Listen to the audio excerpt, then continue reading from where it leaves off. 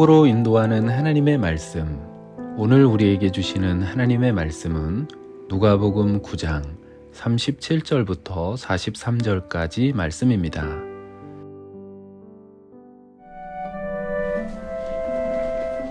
이튿날 산에서 내려오시니 큰 무리가 맞을세. 무리 중에 한 사람이 소리질러 이르되, 선생님, 정컨대 내 아들을 돌보아 주옵소서.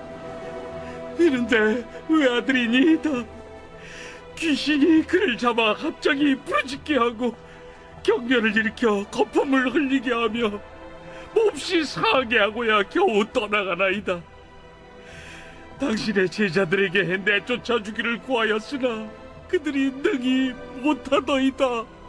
믿음이 없고 패역한 세대여, 내가 얼마나 너희와 함께 있으며 너희에게 참으리요. 네 아들을 이리로 데리고 오라 하시니 올 때에 귀신이 그를 거꾸로 들이고 심한 경련을 일으키게 하는지라. 예수께서 더러운 귀신을 꾸짖으시고 아이를 낳게 하사 그 아버지에게 도로 주시니 사람들이 다 하나님의 위엄에 놀라니라.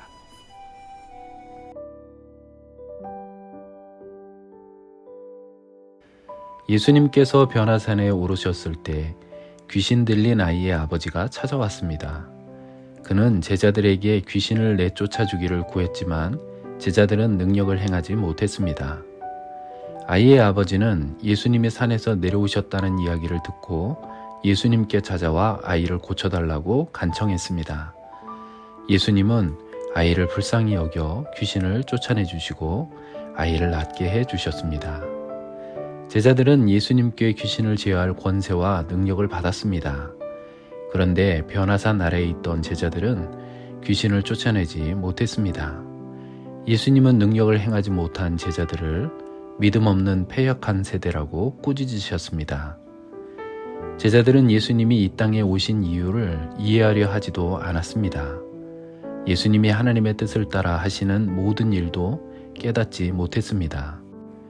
예수님이 주신 귀신을 쫓아내는 권위도 유지하지 못했습니다.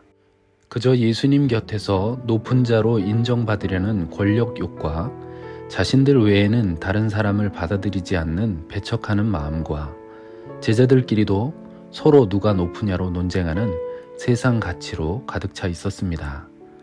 예수님은 하나님 나라에는 관심이 없고 세상의 가치로만 가득한 제자들을 향해 믿음 없는 패역한 세대라고 꾸짖으신 것입니다.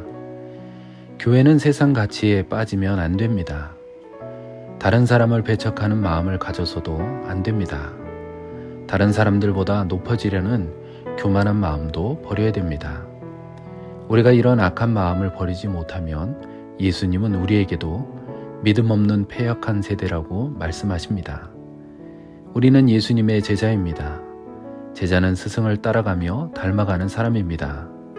높고 높은 하늘 보좌에서 낮고 낮은 이 땅에 오셔서 천하디천한 죄인을 구원하신 예수님의 낮아짐을 닮아가는 거룩한 제자가 되시기를 예수님의 이름으로 축원합니다. 기도하겠습니다.